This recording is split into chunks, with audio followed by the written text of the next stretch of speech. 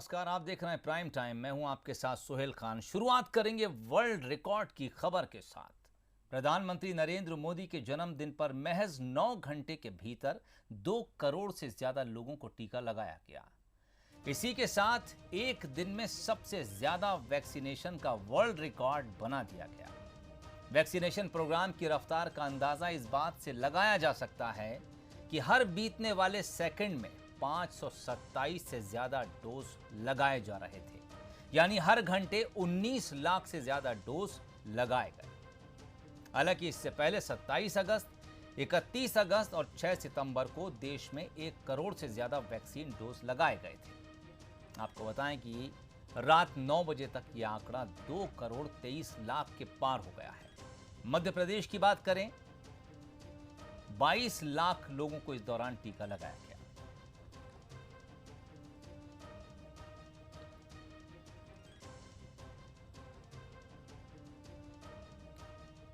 तो एक दिन में 2 करोड़ से ज्यादा लोगों को टीका लगाया गया।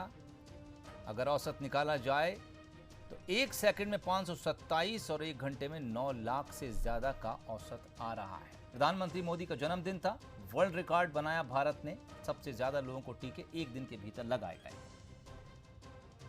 बात है कि पूरे देश ने आज मोदी जी का जो मुफ्त वैक्सीन का उपहार है उसको स्वीकार किया है उनके जन्मदिन पर। और मोदी जी को ये बधाई स्वरूप हम देखेंगे कि 2 करोड़ से ज़्यादा लोगों ने आज वैक्सीन लगा। भोपाल में पीएम मोदी के जन्मदिन पर आयोजित एक विशेष प्रदर्शनी में सीएम शिवराज सिंह चौहान शामिल होने पहुंचे। इस दौरान उन्होंने वहां मौजूद अधिकारियों को संबोधित किया। अपने संबोधन में सीएम ने अधिकारियों को चेतावनी भी पीएम के अंदाज में दी। बढ़ते भ्रष्टाचार के मामलों को लेकर उन्होंने कहा कि न खाऊंगा न खाने दूंगा। साथ ही कहा कि बिना लिए दिए लोगों के काम होने चाहिए, नहीं तो सख्त कार्रवाई की जाएगी। इसका मतलब सब साफ समझ लें, बिना लिए दिए निश्चित समय सीमा में जनता को सेवाओं का लाभ देना, यही हमारे लिए स्वराज है। प्रधानमंत्री जी ने कहा, ना खाऊंगा ना खाने दूंगा। मैं भी कह रहा हूं, उनकी राह पे चल के ना खाऊंगा ना खाने दूंगा।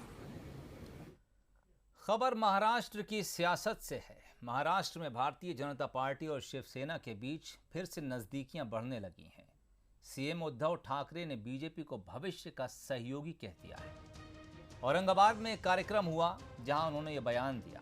उन्होंने बीजेपी के वरिष्ठ नेता और रेल राज्य मंत्री राव साहेब दानवे की ओर देखते हुए उन्हें अपना पूर्व और भावी सहयोगी बताया। इसके जवाब में मंत्री राव साहब दानवे ने कहा कि शिवसेना और बीजेपी के साथ आने से मतदाता भी खुश होंगे। दोनों नेताओं के इस बयान के बाद अब राज्य में सियासी हलचल एक बार फिर से शुरू हो गई है। 30 साल तक एक दूसरे के साथ रहने के बाद शिवसेना और बीजेपी साल 2019 में एक दूसरे से अलग हो गए थे।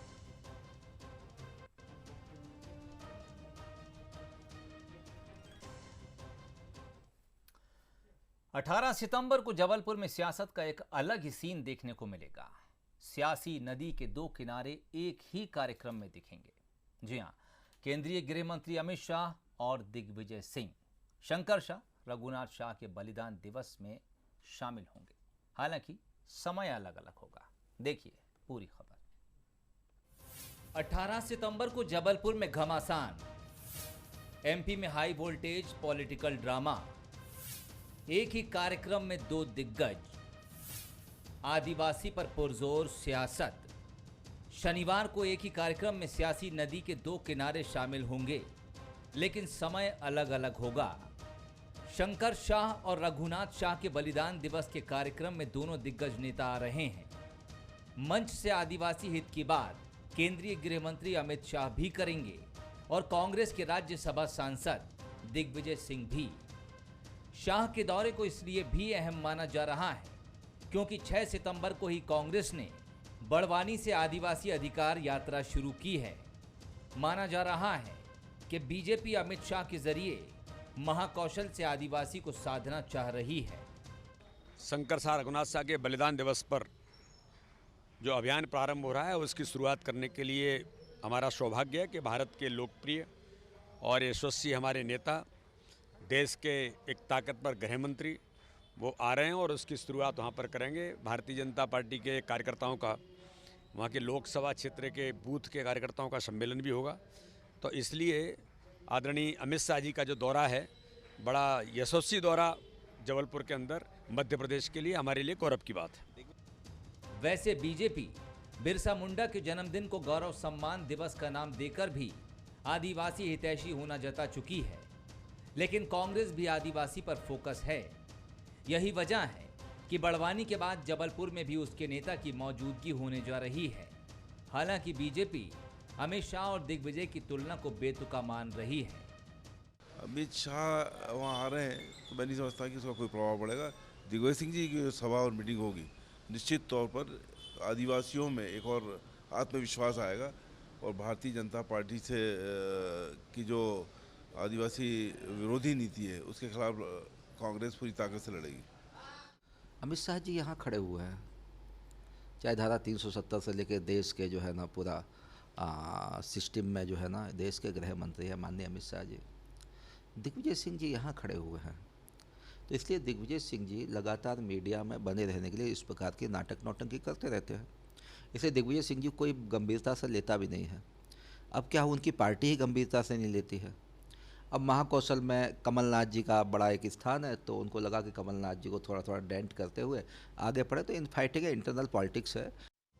मध्य प्रदेश में आदिवासी सीटों की आरक्षित संख्या 47 है। 2018 में बीजेपी को 17 सीटें मिली थीं। महाकौशल में बीजेपी को ज्यादा नुकसान हुआ था। महाकौशल में जबलपुर के अलावा डिंडौरी, मंडला, उमरिया, शहडोल, अनूपपुर, छिंदवाड़ा और बालाघाट आते हैं, जहां आदिवासी वोटर जीत हार में निर्णायक माने जाते हैं। जानकार भी ये मानते हैं कि जबलपुर में जो सियासी रस्साकशी दिखेगी वो सिर्फ और सिर्फ आदिवासियों को लुभाने के लिए ही है। मनोज सैनी के साथ ब्यूरो रिपोर्ट, बंसल न्यूज। खबर इंदौर से है, जहां कांग्रेस विधायक जीतू पटवारी के नगर निगम कर्मचारियों से विवाद के बाद अब एक और कांग्रेस विधायक का बीजेपी की पूर्व पार्षद से विवाद सामने आया है। दोनों के बीच सड़क पर ही जमकर तू-तू मैं हुई। क्या था मामला और क्यों हुई बहस, देखिए पूरी खबर। तस्वीरें इंदौर की हैं, तस्वीरें तू-तू मैं की हैं और तू-तू मैं सियासी है। ओम कॉलोनी में जल निकासी बंद है, नाली का पानी सड़कों पर बह रहा है, लोग परेशान हैं, चारों तरफ बदबू फैल रही है, बच्चे और बुजुर्ग बीमार हो रहे हैं। कॉलोनी के लोगों का कहना है कि नगर निगम में कई बार शिकायत कर चुके हैं, लेकिन शिकायत सुनने वाला कोई नहीं है। और अब जब कॉलोनी वालों के सब्र का बांध टूट गया, लोग सड़कों पर उतरकर गुस्से का प्रदर्शन करने लगे, तो धीरे धीरे नेता भी जुटने लगे। फिर जहां नेता जुट जाएं, वहां सियासत न हो, भला ऐसे कैसे हो सकता है?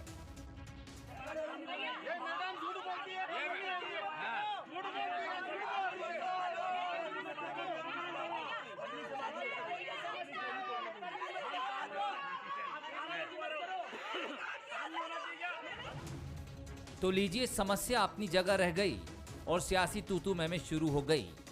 इंदौर में कांग्रेस विधायक संजय शुक्ला और बीजेपी की पूर्व पार्षद नीता शर्मा के बीच जमकर बहस हुई। दोनों ही अपने को जनता का हितैषी बताकर लड़ पड़े।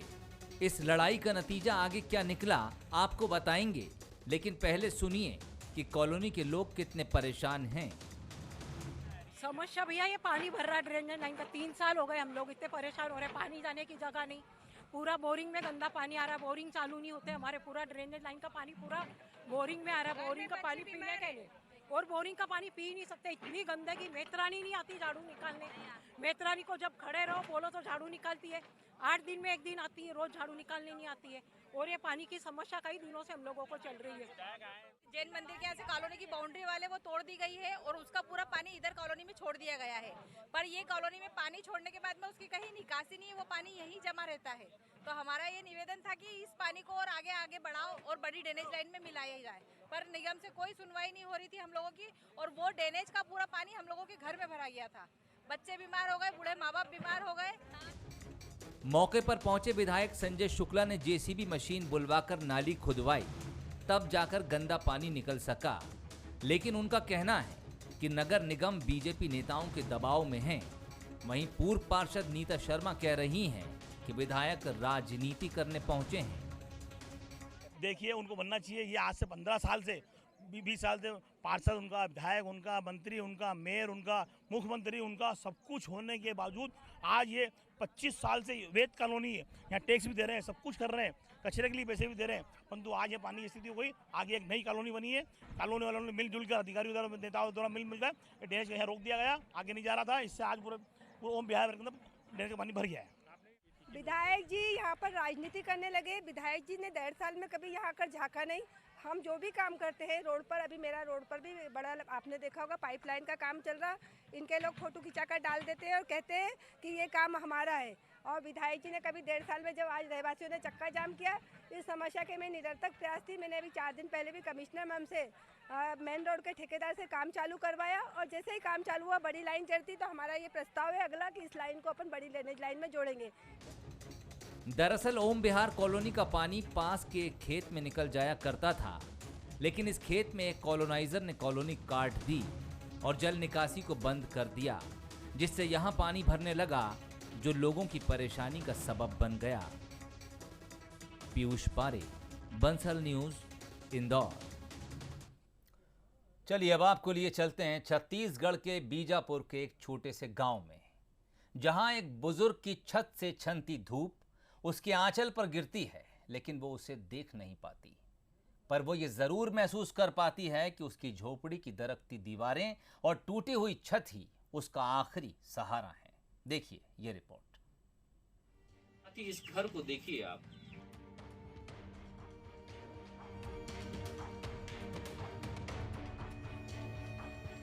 घर को देखिए और अंदाजा लगाइए बारिश के दिनों में इन्होंने कैसे गुजर बसर की होगी। इस घर में पैसे नहीं थे, एक छोटी सी तिरपाल खरीदी नरेंद्र ने, उसके लिए भी पैसे नहीं थे, तो गांव वालों ने मिलकर उन्हें ये तिरपाल भेंट कर दी, स्वरूप ये घर ढक सके। उसके बावजूद भी आधा घर बचा हुआ है और कई जगह खपरे उखड़े हुए, अंदर पानी, मिट्टी का घर है। अंदाजा लगाइए बारिश के दिनों में अगर मिट्टी पे पानी गिरता है तो वो बह जाता है। धीरे धीरे ये मकान ढहने की कगार पर आ चुका है और सिस्टम का सूद लेने वाला नुमाइंदा आज तक यहाँ तक नहीं पहुँच पाया। मात्र 4 किलोमीटर की दूरी, 4 भोपालपट्टनम से। 70 साल की उम्र, आंखों के सामने की दुनिया ओझल, चलने फिरने से मजबूर, घर की टूटी छत, कच्ची मिट्टी की दीवारें, बरसते पानी में तिरपाल तान कर रहने की मजबूरी, बुजुर्ग की लाचारी, सिस्टम की नाकामी। ये तस्वीरें हैं बीजापुर जिला मुख्यालय से 56 किलोमीटर दूर तिमेड़ गांव की, जहां 70 साल की बुजुर्ग कमला झाड़ी एक अदद पक्के मकान की उम्मीद लगाए बैठी है।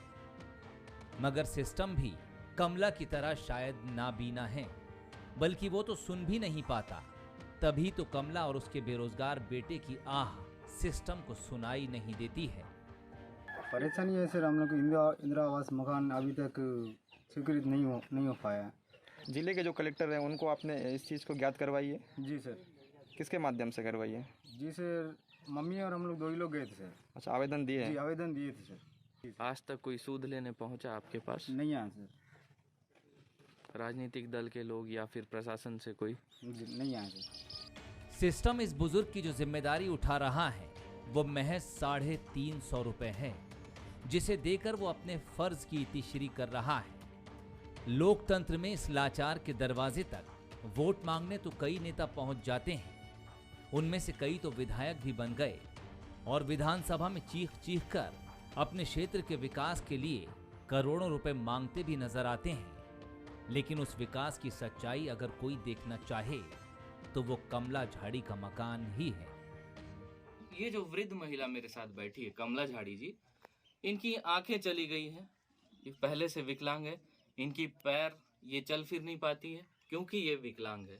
साथ ही वृद्ध पेंशन के नाम से इन्हें मात्र से मात्र 350 रुपए दिए जाते हैं। भोपालपट्टनम से 4 किलोमीटर पक्की सड़क है, NH जो हाईवे है, नेशनल हाईवे, उससे महज 200 मीटर की दूरी पर कमला जी का घर है। यहाँ तक अगर सिस्टम नहीं पहुँच पा रही है, राजनीतिक दल के लोग अगर यहाँ तक नहीं पहुँच पा रहे, तो ये उन लोगों की बहुत बड़ी नाकामी है। कमला और उनका बेटा 2 वक्त की रोटी कैसे खा पाते होंगे ये कहना मुश्किल है।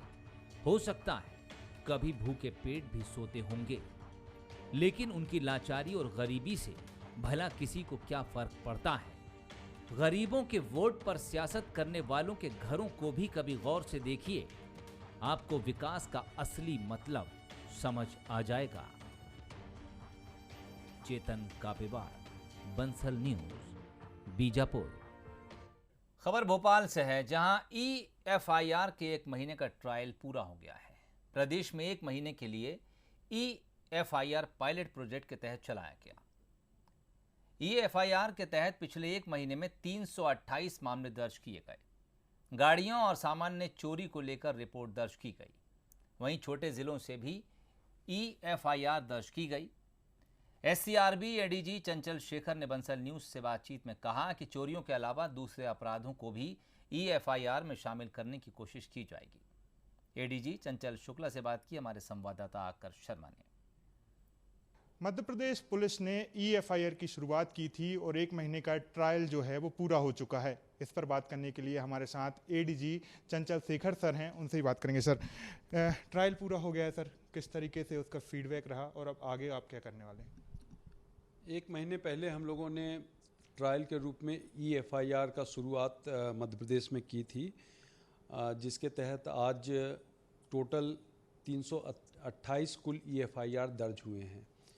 इनमें कुछ FIR निरस्त भी हुए हैं विभिन्न कारणों से, और कुछ अभी चुनौतियां अभी बाकी हैं, जैसे कि ई-साइन का प्रावधान लेना, जिसमें कि विवेचक या थाना प्रभारी उसमें ई-साइन कर पाएँ, वो CDAC से मिलता है। दूसरा, थानों में स्थायी रूप से एक मोबाइल फ़ोन देना जिसमें EFIR के संबंध में SMS अलर्ट प्राप्त हो जाए, क्योंकि अभी जो CUG फ़ोन्स हैं वो विवेचक अपने साथ लेकर के जाते हैं। और तीसरा है कि RTO की इंटीग्रेशन की बात है। एक और इसके साथ रह जाती है कि जो थानों के जो स्टाफ हैं उनकी ट्रेनिंग करवानी है, जो चरणबद्ध तरीके से चल रही है, उसे भी पूर्ण होने में समय लगेगा। मेरा मानना है कि करीब 1 महीने का समय और लगेगा, जब हम पूरी तरह से इन चुनौतियों को पूर्ण कर लेंगे और हम पूरी तरह से गो लाइव के लिए तैयार हो जाएंगे। सर, आपने चुनौतियों के बारे में बात किया। अभी जब हमने शुरुआत की है तो छोटे अपराधों पर हमने फोकस किया है, अब हम बड़े अपराधों पर कब EFIR की तरफ मूव करेंगे? देखिए, अभी जो हमने ऐसे FIR छोटे FIR किया है जिसमें कि 1 लाख रुपए से कम की चोरी है और 15 लाख रुपए से कम की वाहन चोरी है, वो इसलिए किया है कि इन दोनों अपराधों में कोई सामने में जो विक्टिम है, जो फरियादी है, उसका सामना किसी से नहीं होता है।